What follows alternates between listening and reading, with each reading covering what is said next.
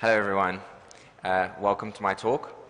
First up, I realize I'm the last talk and everyone's tired, and so the talk is going to be stories about this report rather than just like different graphs, because obviously at this point your ability to absorb complex graphs is presumably pretty low. I hope that's not offensive to say. And yeah, so it's going to be basically stories. And also I think I'm like really glad you guys came, because I think the title maybe doesn't quite do justice to my talk. My talk's pretty cool, I think. But you can tell me afterwards in the feedback. So if you guys don't know me, my name's Philip. I'm one of the co-founders of OfferZen. We are a marketplace for software developers and companies. And if you want, you can follow me on Twitter. I sometimes say some stuff on there. Cool. But so getting to the talk is about this report, and specifically some insights that I thought were pretty cool that you could gather from this report. If you don't know what this report is, State of the Developer Nation report, it is a report that we do annually with the South African software developer community. For this report, we had 3,200 people responding to it, so it's a fairly big data set. And there's some pretty cool insights in here. But before I dive into the talk, I just wanted to point out the fact that hopefully all of you have received one of these awesome shirts.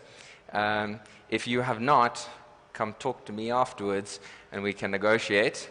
That feels like a dangerous thing to say, because, you know, these shirts are hard to find and people sometimes lose their shirts. But, you know, come talk to me.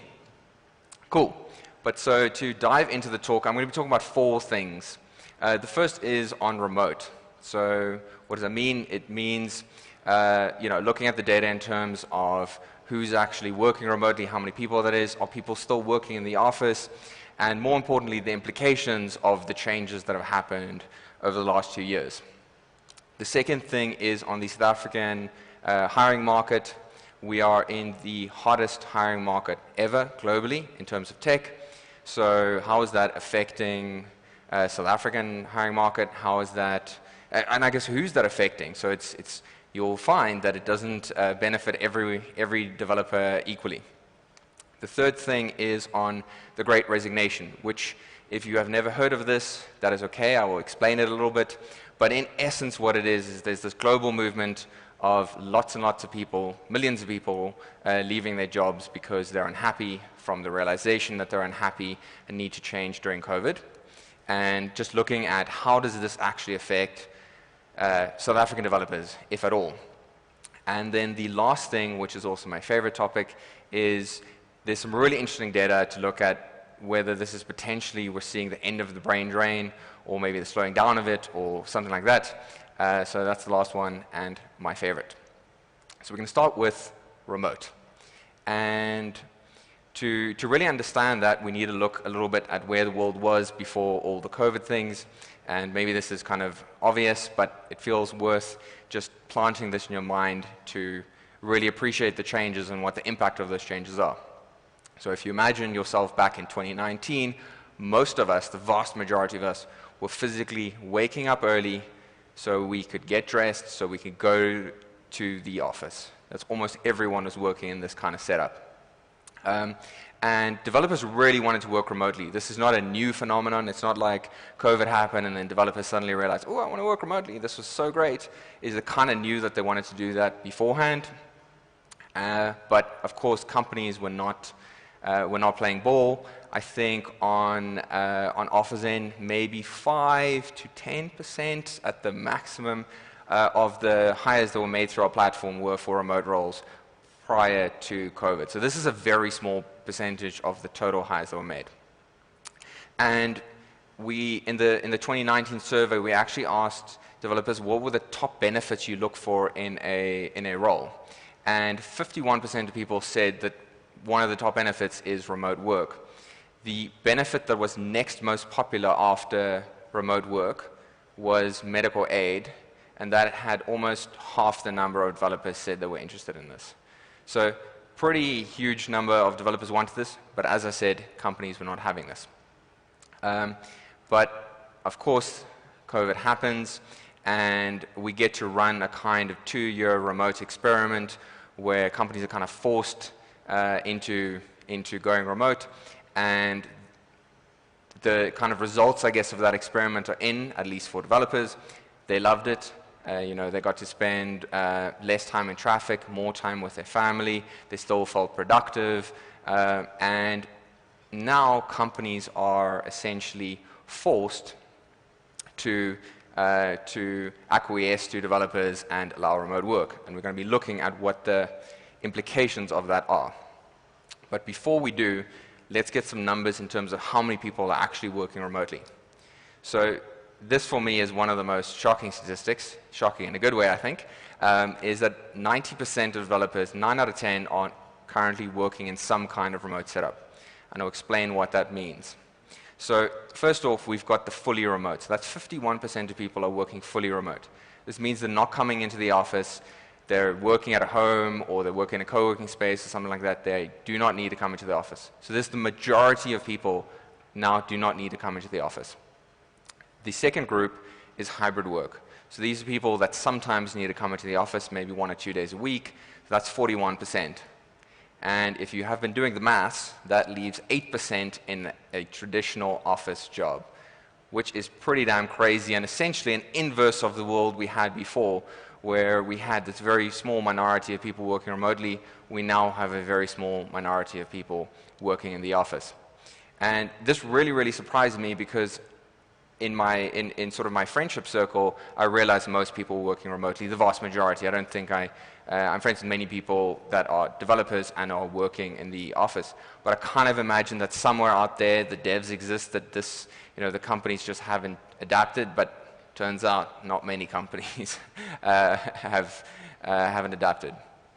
Now, you might be thinking, surely this must have an impact on the world, right? So in only 2 years, we've moved from one paradigm to a completely different one. And the answer is, hell yes. There's been huge changes. But to understand those changes, we kind of need to look at how the talent market used to work. So back in the day, the talent market was essentially a group of independent networks. So let's use the Joburg example. Essentially, you had the Joburg talent market, and you had companies based in Johannesburg, and you had developers based in Johannesburg, and the companies in Joburg were hiring developers in Joburg, and the developers in Joburg were looking for jobs in companies in Joburg. Of course, there was some overlap with other networks. Maybe some devs moved down to Cape Town or vice versa. But overall, this was a minority. This was a very small thing. So you essentially had these independent networks. Then what happened is, with everyone moving remote, it stopped being a series of small networks, and there is now just one big-ass network. And we operate in what we call Middle Earth, because EMEA is a boring word, and because we're in the middle of the globe. But you can kind of think of time zones as the new geography, right? And a time zone is a pretty broad thing. So essentially what's happened now is that developers are now looking for jobs in their time zone rather than in their city. And that's a very, very big change, right? It sounds kind of, well, it potentially can sound small, but this is a fundamental change because the number of companies you could plausibly work with back when you were just looking in Johannesburg for a job has now multiplied by like 100-fold, right? Because there are companies all over this time zone that you can join. And the reason why I'm saying time zone is because most companies are working synchronously. So sure, there are companies out there doing asynchronous work, but they are very much the minority. Cool. So this obviously affects the developers, but it also affects companies. So on the good side for companies is, well, they get to access talent all over the world, right? So, if you were previously a company based in London, well, you generally were hiring people based in London or maybe relocating people. Instead, now you have the entire Europe, you've got Africa, massive talent pool that's just opened up to you. The downside, of course, is that if you were just hiring your local market and you could only be competitive in your local market, well, you're now competing with every other company in this time zone. And that is not fun for many companies because that affects the salary, that affects the benefits people expect, that affects the kind of culture people expect, because the standards have basically just increased as the competition has increased. And even if you as a company don't want to go remote, it doesn't matter, because the competition for the talent pool that you're after is now global. And so there's this weird kind of domino effect where there are so many companies that are remote now, and so many of them are obviously competing with you, that it kind of forces you to look elsewhere as well. Because if you're just looking in your small talent pool, you have so much pressure and it's so hard to find really good developers. So instead, you constantly have this reminder, hey, I could be looking elsewhere. There are other talent pools available, which then the domino effect just continues, which then causes that company to go remote, and then there's even more pressure on the other companies to go remote. So there's this kind of domino effect. More and more companies are going to be going remote because of this. Cool. And just remember this stuff, because this is essentially the foundation for the whole talk. But just to recap quick, COVID was a big deal. It changed the world in quite a big way, specifically the talent market. The majority of devs are working remotely now, 9 out of 10 working some kind of thing, 51% are working fully remotely, and then the talent market is now global. And this has huge effects, which we're going to get into. And not completely unrelated, we are now in the hottest tech hiring market ever. And even if I'm wrong about that, and it's maybe not the hottest, and maybe the hottest was in like the late 90s in Silicon Valley, that's okay, because it's still so hot, and the changes are so impactful that I feel fine saying that. Cool. So we might ask, what is causing this market to be so hot? Why are companies hiring so many devs? Why are you getting so many LinkedIn messages? And there are 4 reasons. The first reason is what we just discussed, the fact that remote means there's global competition. So there's just more companies competing in every talent pool, essentially. So simple, we've just covered that. The second thing is companies going all in on digital. So essentially what that means is that companies are investing a lot more in building technology out. So during COVID, there was a big reminder for companies that, hey, actually, we have digital channels, we've got an app, we've got a website, we've got a whatever it is, and those things are actually super important. Maybe those things suck, and so they're investing huge amounts of money in building out tech. And that includes the sort of not just technology companies, but also just, I guess, non-technology companies, like not traditional tech companies. They're all investing massive amounts in tech. And so what does that mean to invest in tech? It just means hiring devs. So that's the second one. The third one is on startup funding. So in short, US interest rates are pretty low, which means that people are thinking, what do I do with my money? Where do I get a return on my money? And so what they do is they want to invest it, which means they want to invest it in startups. Well, one of the things they want to invest in is startups. And when there's so many people that want to invest in startups, it means that valuations go up. It means funding rounds are larger. And then as a result of all of that, there's just more money flowing into the system. And when there's more money, then they're going to hire more developers, they're going to increase salaries, that kind of thing. Cool. And then the fourth one is that relative to the exploding number of job opportunities, there are now less senior developers. And also there are a sort of number of senior developers that are taking some kind of sabbatical. And this is not just developers, but I mean, developers are what is affecting this market. And I don't know if it is maybe part of the Great Resignation, something there, or whether it is just like crypto gains and people are finally cashing in on that. But personally, I have a lot of friends that are doing this, and this is also a global trend. A lot of senior people are just taking months off or a year off. So along with all of this, very, very hot hiring market. Now, you can also see this in some OfferZen data. So what you're looking at here is you're looking at companies reaching out to developers on OfferZen.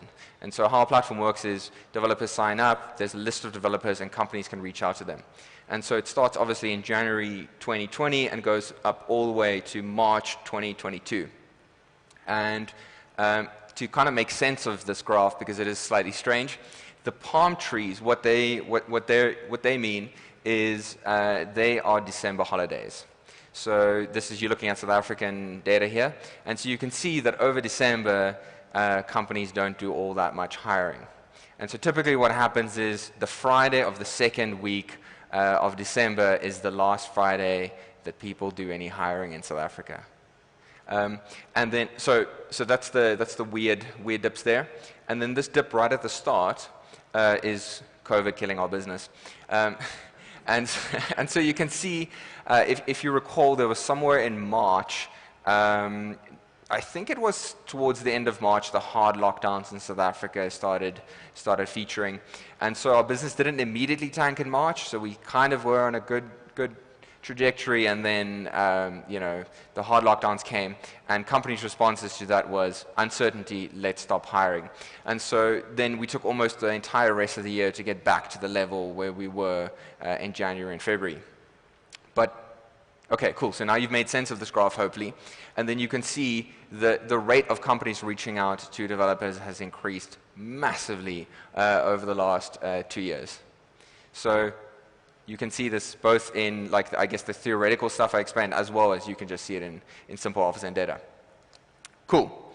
And if you're wondering here, if you're listening to this and thinking, I really don't feel like I'm that in demand, it is probably because you're junior. So the trend really is companies are interested in senior developers. This is what they want. Junior developers are really getting left behind in this trend. So as much as I said at the start, this is a hot tech hiring market, it's a hot tech hiring market specifically for senior developers. And you can actually see that in salary data. So what you're looking at here is salary data from the last 3 years, and it starts at 0 to 2 years of experience and then goes up all the way to more than 10 years of experience. And you can see there that senior salaries, so right at the end of the graph there, have gone up quite significantly over the last 3 years, and especially over the last year. But then if you look on the more junior side, you can see that it's completely stagnant. So the data basically confirms companies are really, really interested in senior devs, but the demand for juniors is not that high. Now, there's a couple of reasons for this. So one of the effects here is that as a senior developer, it is easier to get international opportunities. And so what is that doing to the salaries? Well, because local companies in that segment are competing even more with international companies than the other ones, it generally is increasing salaries. So even if you're not working for an international company as a senior dev, you still benefit from this because the average salaries are just getting pushed up. The last point on this is that companies are really, really struggling to onboard junior developers. Now, in general, this is true. So whether, even if you go back to 2019, you could have made that statement. The additional challenge now is companies need to do this remotely, which is way, way harder.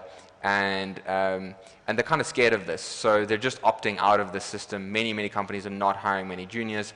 And so that really sucks for them because obviously juniors become seniors, and so this is kind of a big problem because obviously we need juniors in the system. Cool. So 3 takeaways here are: tech talent market is on fire, demand is very high for senior devs, not so much for juniors. Cool. So let's talk about the Great Resignation. And if you haven't heard of this term, I will explain it in brief. The basic idea is this is kind of mass movement of millions of people quitting their job. And it's a global thing, but it's predominantly in America.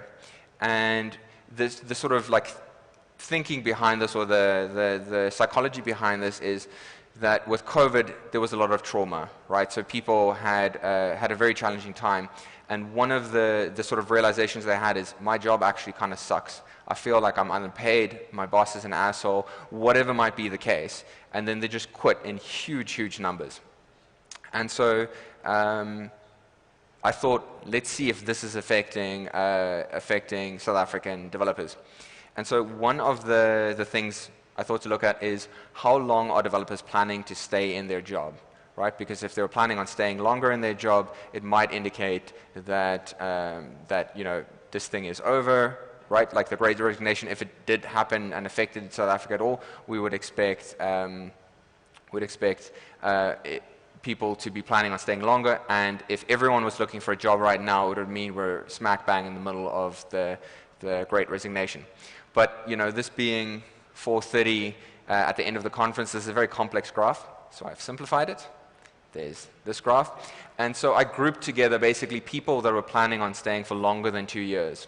And you can see that there's a pretty big difference between people planning on staying in their current job for two or more years now than a year ago. And that is, in fact, an 11% increase in people planning on staying at the company for the long term. If you're wondering about my maths, then it is relative to 2021, right? So as an example, 100% increase would have been double that amount rather than 147.9%. Okay, cool. So people are generally staying, or not people are generally staying, a lot more people are planning on staying at the company for the long term. So my conclusion from this is you could either say the Great Resignation is already over for South African developers, or you could say there's no data indicating that it ever happened. But that would be kind of, and I think that's a fair conclusion, but that would also be boring because there probably are some of the forces that shape the Great Resignation that must surely be somewhere in this data. And in fact, there are. And I thought one place you could look at this is you could look at, are developers planning so we looked at are they planning on staying in their jobs? What we can also look at is why are they planning on staying in their jobs? What are the things that motivate someone to stay in their jobs? So the slide says top reasons to stay at a job. It should be like Philip's top reasons to stay at a job, or Philip's interpretation of what are the most interesting things that developers have said. So they said a number of things. I picked two that I thought were the most interesting. So the first one is looking at company culture. So if you look at this graph, you will see that company culture now matters less. It is less of a motivating factor to stay at your current company, which at first glance you might be thinking, Philip, but you just said that people care about their jobs, they're more actively thinking about this thing. Why would this make sense? Well, I think how you can make sense of this is that physically being present in a company is very different from being there remotely. So you used to sit next to people, you used to go out for beers, you used to interact with people a lot more. And so by reducing the number of physical interactions, the company culture just becomes less important because you spend less time with your colleagues, which is kind of unintuitive at first glance, but actually makes sense when you think about it. The second thing is that work-life balance is way, way more important. And again, this makes sense and actually sort of confirms that there's something in terms of at least the same motivations that was driving the Great Resignation that is present here, which is people are more actively saying that they want some kind of balance in their life, right? Because that's important in terms of being more deliberate about designing your life, having sort of more, I guess just a deliberate designing of your entire life. Cool.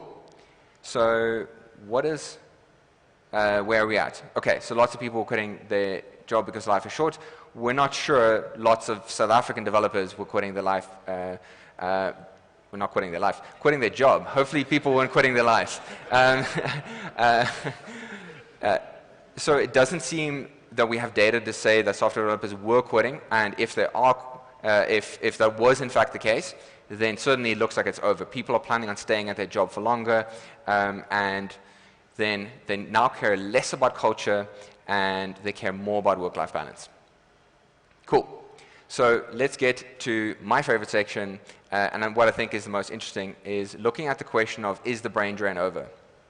So if you're not familiar with the brain drain, maybe you're a foreigner, there's this, I guess, meme in South Africa, which is all the smart people are leaving for greener pastures. And is this actually true? What's changed there? So the key takeaway here is more developers are choosing to stay in South Africa than before. And the rest of the section is going to be sort of both looking at how we back that up with numbers as well as why that might be. So to start with, we're going to be looking at 2019. So as part of the survey in 2019, we asked people, are you planning on staying in South Africa? We kind of have grouped people into three categories. The first is that you are actively looking at leaving, which is this 21.5%. Then there was another group, which is I'm open to opportunities. So, if this amazing opportunity came along, I would consider it. And then the third group is I'm not at all interested in leaving. I love it here. So 21.5% were actively interested in leaving. If we look at what it is now 18.5% of people are looking at leaving. So what does that mean? There's a 14% decrease in people looking to leave. And I think if we get to the end of the presentation, hopefully you will agree with me that because of the dynamics of what I think is causing this, that I think we might see this number decrease even more. But in addition to this, the group that said that they have no intention of leaving and are not open to opportunities, that group has increased by 32%. It's been a 32% increase in people of like SA forever. So that's pretty interesting. Cool. And then you may ask, what has changed? Why are people sticking around in South Africa more? And I did say that at the start, understanding the remote thing explains a lot of this, and that's what we're going to get to now. So to understand why people are keen to stick around, you need to understand the South African tech talent landscape. You need to understand how it works.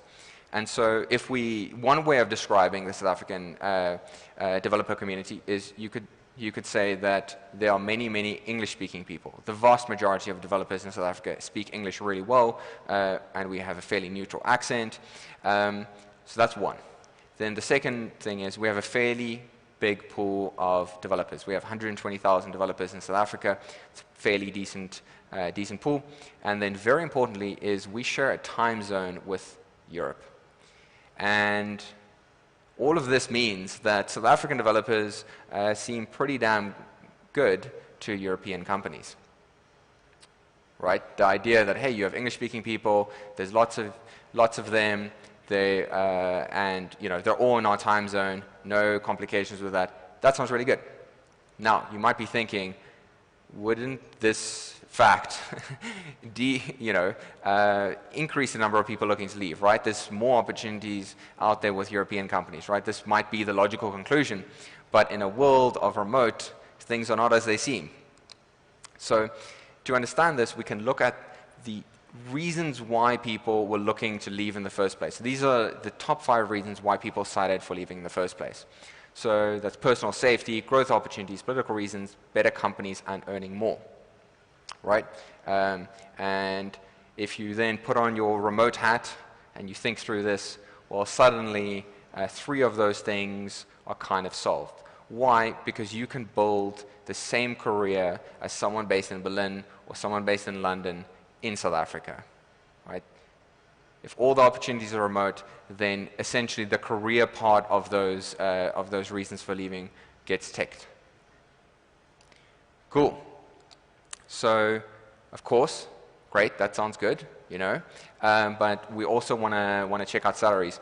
And one of the things you could point to is you could say, well, Philip, this sounds great, career opportunities are there, but many companies are not necessarily location agnostic when it comes to pay, right? South African companies are maybe paying less than European companies.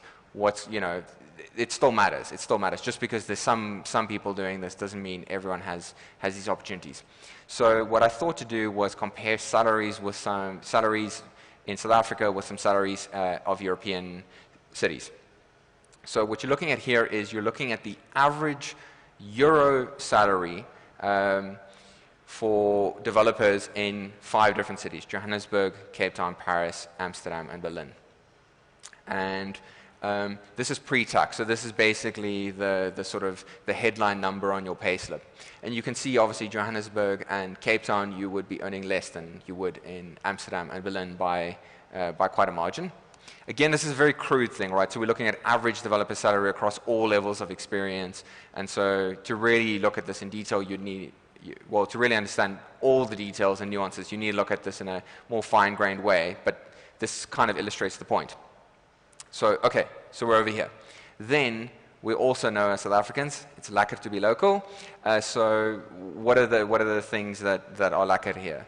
The first one is that we generally pay less, not generally, almost compared to any European country, we are paying less tax. And then the second thing is our cost of living is way, way, way lower here. And in general, you can just buy more stuff with your money. So if you then take these factors into account and you use spending power, then Cape Town and Johannesburg look pretty damn amazing. So what we've done here is we used a purchasing power index called the Big Mac index. And so what that is basically looks at how many Big Macs you can buy with money. And so how does this make sense? It's, well, buying a Big Mac, well, like McDonald's is trying to optimize every single aspect of their supply chain. So it takes into account the price of fuel, the price of rent, the labor cost, a whole number of different things. And so that's why it's actually a pretty damn good measure. And so with the average salary in Cape Town or Johannesburg, you have way, way more purchasing power than you would if you were in Berlin and Paris. So how you can make sense of that is your apartment in Paris might cost you 3 times more, 4 times more than what you'd be paying in Joburg or Cape Town. You can run these numbers yourself if you want to verify this. This is sort of like a globally recognized thing that South African developers have it pretty damn good. Okay. Then the other thing that is pretty exciting about South Africa is that our tech ecosystem is growing very rapidly. So this is just from, I think most of these are from the last year of companies raising huge amounts of money, local companies just growing very quickly. And you know, we also leveraged the hot funding market as well, and we're also hiring. Cool. So let's recap this. So okay, so more devs are choosing to stay in SA. Careers are now location agnostic, right? So what we're saying is you can build a career anywhere, and it's no longer that beneficial necessarily to move to a different country. And then the last one is if you take into account buying power, even if that's on a South African salary, it's way higher than any of the other European countries. Cool. So to kind of add the more closing thoughts on this and kind of my personal view is that for most of us, work is now no longer attached to a physical location, right? So I guess you could say at a minimum it's 51% of people. Work is no longer attached to a physical location, but certainly more and more companies are going remote all the time. Because of that, it means that you get to choose where to live based on factors other than your source of income. So previously that was a key driver, right? You'd look for a job in Joburg, you'd maybe move there, your partner gets a job in Cape Town, you'd maybe need to move there as well. There's this whole thing which has now disappeared for many people. And so what does that cause? Well, one of the things I think it causes is it starts meaning that countries now compete for talent. Not necessarily with the jobs that they have, but with everything else that they have. Right? So where are my friends and family? Which country are they in? What is the kind of lifestyle can have there? What is the weather like? You know, what's nature, if that's important to you, and cost of living, of course. And so, you know, I filled this in for myself. And if you look, also I'm using Cape Town. I apologize to everyone in Joburg here. I'm a surfer, so Joburg's a no-go for me. But you can kind of start seeing here is that if your career is disconnected from your location, it completely changes your relationship to where you want to live, right? You want to choose the place which is the best for all the factors other than income, because income is now a completely location independent thing. And you know, I love Cape Town because I can go surfing in the morning, I can build an international company during the day, and I can go paragliding after work, which is pretty hard to beat. And that's not every day, to be clear. You know, the stars don't always line. But yeah, so this is in essence what I think is driving why people are staying in South Africa, right? They're realizing that they can have a really, really great career, and South Africa has huge benefits. Now, you might be thinking, well, this sounds really great, but I don't actually have a job at an international company, and I don't think that's that important. Why? Because the salaries are getting pushed up. Your salary is getting pushed up whether you have this job or not, right? Companies are trying to compete in the market. They're increasing their average salary. And so even if you're working for a local company, you still benefit from this completely. Never mind the benefits from all the cost of living and everything, as your salary is going up even if you work for a local company. Cool. So if you want to read more in the report doesn't come with me explaining everything, but it's very, very cool. So you can check that out. There's also a QR code you can scan, and if you can just, I guess, Google it as well. You can just Google State of Developer Nation 2022. And if you really have a lot of time, it is also worth going back to the older reports and kind of doing some comparisons and seeing how the world has changed. Cool. Any questions?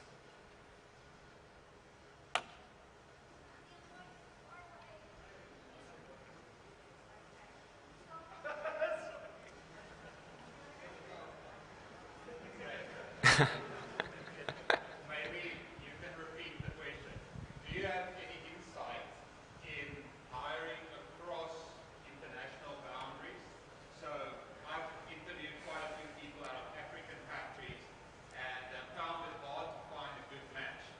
And I've also noticed quite a few differences. Like it seems that padding your CV is the common practice. So do you have insights about that? Okay, do I have insights about the complexities of cross-border hiring, essentially? And the success rate, maybe. Okay, yeah, and you're, just for everyone at home, basically he's asking how does cross-border hiring work in reality? Does it actually work? And then also, how successful are companies doing this? So I think that we don't have huge amounts of data on this in terms of African countries, which was specific to your question. So certainly most of our cross-border hires are amongst European countries as well as European companies and South African developers. So I can speak to that, and I would say that it is certainly the remote thing brings cultural differences to the forefront, right? And, you know, being French is not the same as being German, is not the same as being South African, is not the same as being Dutch. Dutch people are famously or infamously direct with feedback, and they come across as rude to many people. So there are huge numbers of challenges with this type of thing. Your example of people padding their CV, that is definitely a challenge. Sort of, I guess, a common thing that I've personally experienced is Americans are extremely good at pitching themselves. So it's almost intimidating speaking to Americans because they know how to sell themselves. Companies, I think, are going to take a while to get used to that. I think the benefits of hiring globally are so large that it makes sense for companies to overcome them. It might also be that you find that certain companies pick a few other countries that they use as talent pools in addition to their own, but they're not necessarily open completely.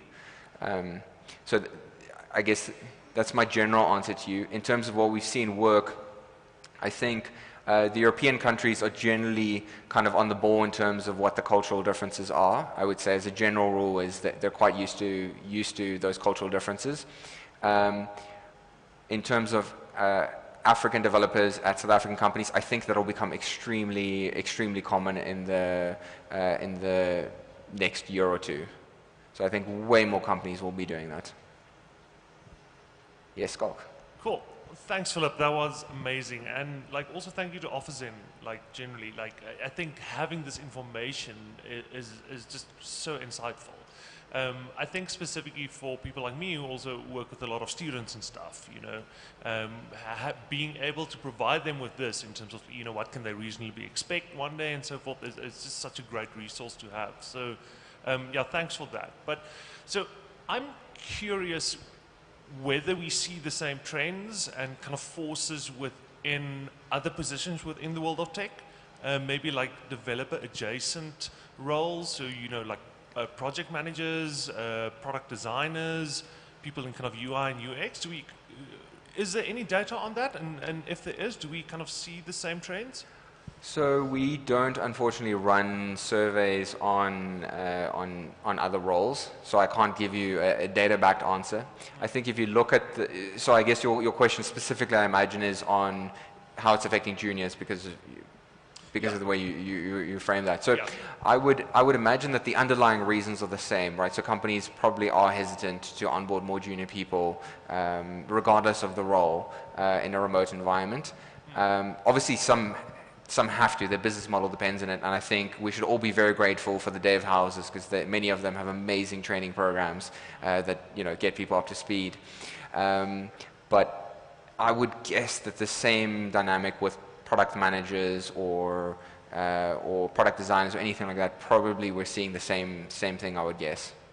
Yeah, so the specific reason why I'm asking is I think those kind of fields are also getting more coupled. Like it's much harder doing like product management and so forth without really having a technical understanding and so forth. And I often get from students and so that are kind of exploring different fields and skill sets and so forth, which are worth pursuing. And it's amazing that we have all this data on development and so forth, but I find that there's very little on kind of adjacent fields. So I was just curious whether you know where one can maybe look for that. For South African data, I don't know of any sources that compare to the research we do, unfortunately. I also just want to point out that even though, I spoke about how salaries are stagnating for junior developers, it's still an amazing career to get into, right? So the average salary is around 20,000 Rand for an entry-level person, right? So compared to most other degrees, this is absolutely incredible, right? And that average includes people that are self-taught, went to boot camps.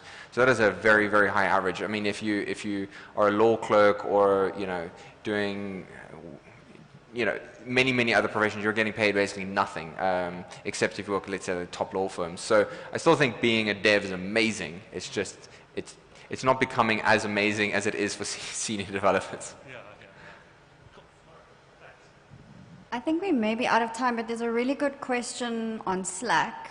So if anybody wants to walk out the venue, I'm sure Philip won't be offended. The question is from Pamela. It's about her observation that there is still a gender pay gap. It's what's indicated. Yeah. Do you believe that with remote working opportunities that will change? And then I think she had a follow-up question, but let me leave it at that. Okay.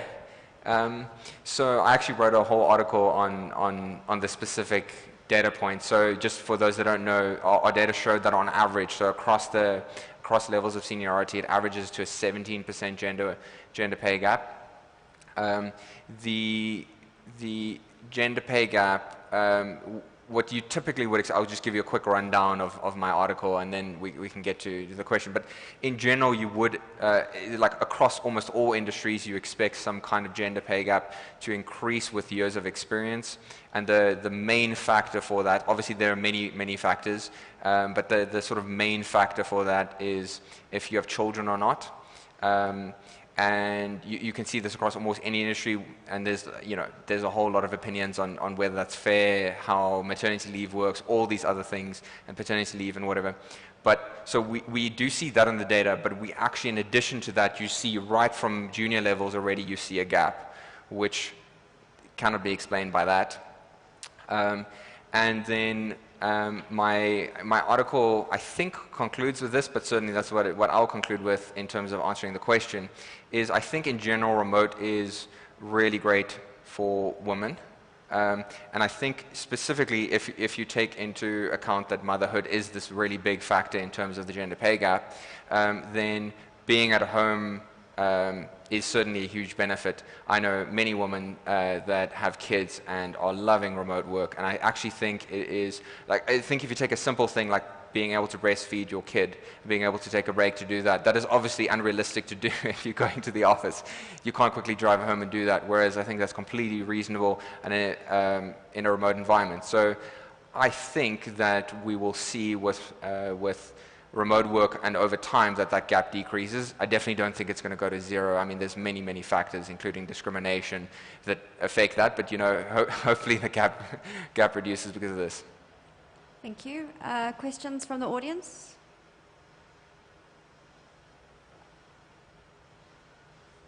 This one I can get to. Cool, thanks. Really cool talk. Just a quick question on specifically hiring people in other areas that you're not based in. So, for example, we're based in Johannesburg, so if I was hiring, let's say, devs in Cape Town, but I have no real presence in Cape Town, obviously that has some difficulties, as you've mentioned, with actually onboarding people. Do you have any tips or examples of how people have been successful at that? Okay, tips or examples for hiring in different locations. So I think the most challenging environment to work in is a hybrid environment, because you essentially you create second-class citizens if some of the people are fully remote and others are coming into the office and having meetings or whatever in person, right? Because if your whole team comes in every Wednesday, for a meeting, except Sarah, and Sarah's in Cape Town, that's non-ideal because Sarah will feel excluded. so that's not quite answering your question, but I just wanted to give that context. In terms of onboarding remotely, geez, that is such a tricky question. I'm just thinking, what's a sort of what is a good answer for that? I don't think I have anything there's a worthy answer. I'm happy to talk to you afterwards, and I can tell you what we do. I think we've made a lot of progress onboarding people remotely, but I don't think it's quite like standing on stage talking about it. It's not quite at that level yet. Cool, thanks.